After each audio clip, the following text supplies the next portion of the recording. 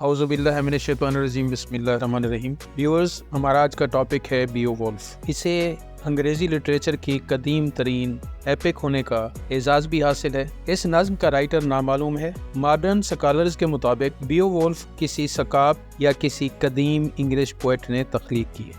یہ پوئم تقریباً 3000 لائنز پر مشتمل ہے۔ بیوولف کی کہانی کچھ اس طرح سے شروع ہوتی ہے۔ ہرات گر جو کنگ آف ویسٹ ڈین ہے، وہ سمندر کے کنارے ایک عظیم الشان محل ہیوراٹ تعمیر کرواتا ہے، جہاں پر وہ فرصت کے لمحات میں اپنے مصاحبوں کے ساتھ وقت بتانا چاہتا ہے۔ گرینڈل جو ایک سمندری مانسٹر ہے، ایک رات اچانک اس عظیم الشان محل پر حملہ کر کے 30 کے قریب سوئے ہوئے ڈینز کو ہلاک کر کے ان کی لاشیں اپنے ہمراہ لے جاتا ہے۔ گرینڈل کے حملوں کا سلسلہ دراز ہوتا چلا جاتا ہے، یہاں تک کہ پورا علاقہ ویران ہو جاتا ہے۔ اب گرینڈل سمندر پار گوتھ لینڈ پر حملہ آور ہوتا ہے، جہاں پر بیوولف کے چچا کنگ ہیگلیک کی حکومت ہے۔ بیوولف اپنے 15 ساتھیوں کے ہمراہ سمندری مانسٹر کو ہلاک کرنے کا ارادہ کرتا ہے۔ وہ گوتھ لینڈ سے سمندری سفر کا آغاز کرتا ہے اور سفر کرتے کرتے وہ ویسٹ ڈین پہنچتا ہے،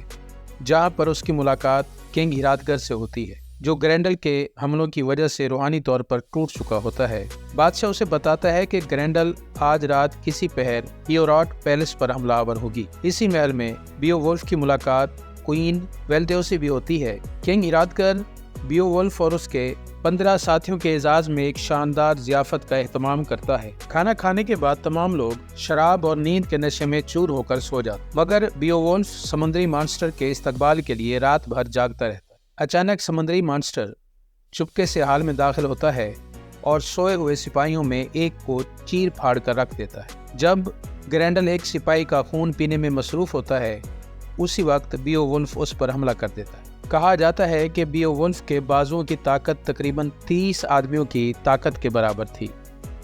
وہ گرینڈل کے ایک پر کو انتہائی مضبوطی سے جکڑ لیتا ہے، جس کی وجہ سے گرینڈل بے بس ہو جاتا ہے۔ وہ اڑنے کی کوشش کرتا ہے، مگر بیوولف اس کے پر کے ساتھ چمٹا رہتا ہے۔ سمندری مانسٹر کو ایک انسان کے اندر اس قدر خوفناک طاقت اور قوت کا ہرگز اندازہ نہیں ہوتا ہے۔ بیوولف کے شکنجے سے آزاد ہونے کے لیے وہ اپنے بازو کو جوڑ سے الگ کر کے اٹھ جاتا ہے۔ گرینڈل کی دم توڑتی چنگھاڑ سن کر سب لوگ جاگ جاتے ہیں۔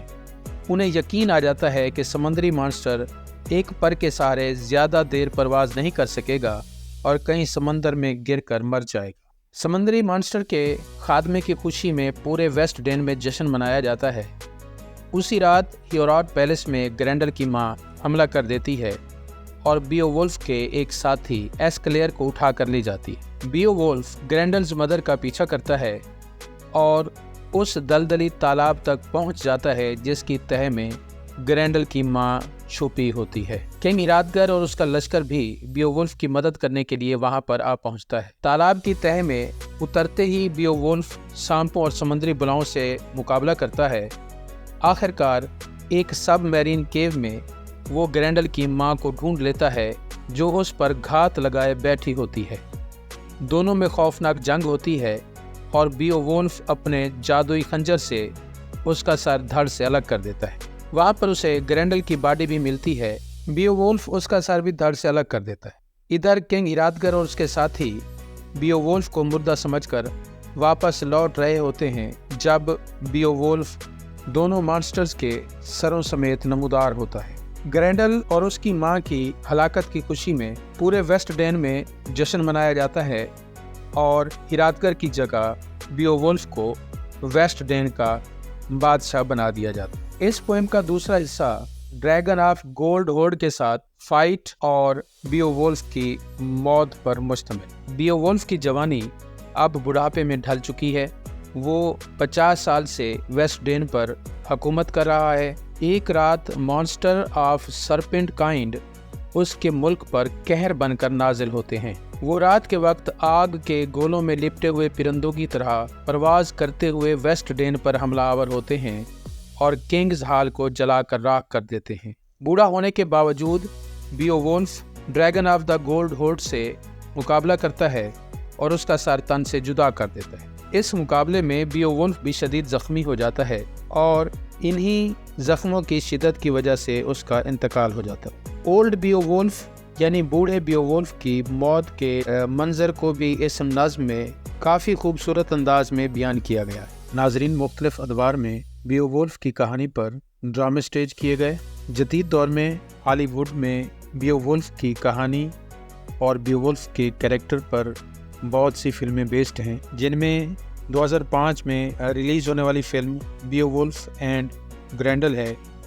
इसमें बियोवुल्फ का रोल जेराल्ड बटलर ने प्ले किया था, जबकि ग्रेंडल का रोल एग्रेट साइगोरोसन ने प्ले किया है। 2007 में American adult animated movie Beowulf बनाई गई, जिसमें ग्रेंडल का किरदार एंजेलिना जोली ने अदा किया। 1999 में भी बियोवुल्फ के नाम से फिल्म मंजर-ए-आम पर आती है। इसी तरह द 13th वॉरियर, जो माइकल क्रेक्टन के novel eaters of the dead से माखूज है, जो माइकल ने 1976 में लिखा था, इसकी कहानी भी बियोवुल्फ के कैरेक्टर पर बेस्ड है। नाजरीन, ये था बियोवुल्फ का मुख्तसर सा हवाला कि किस तरह हॉलीवुड में इस ओल्ड एपिक को पिक्चराइज किया। नाजरीन, अगर आपको मेरी ये वीडियो पसंद आए तो इसे लाइक कीजिए, बेल आइकन को प्रेस कीजिए ताकि मेरी मज़ीद वीडियोस भी आप तक पहुंचती रहें। अस्सलाम वालेकुम वरहमतुल्लाहि वबरकातुहू।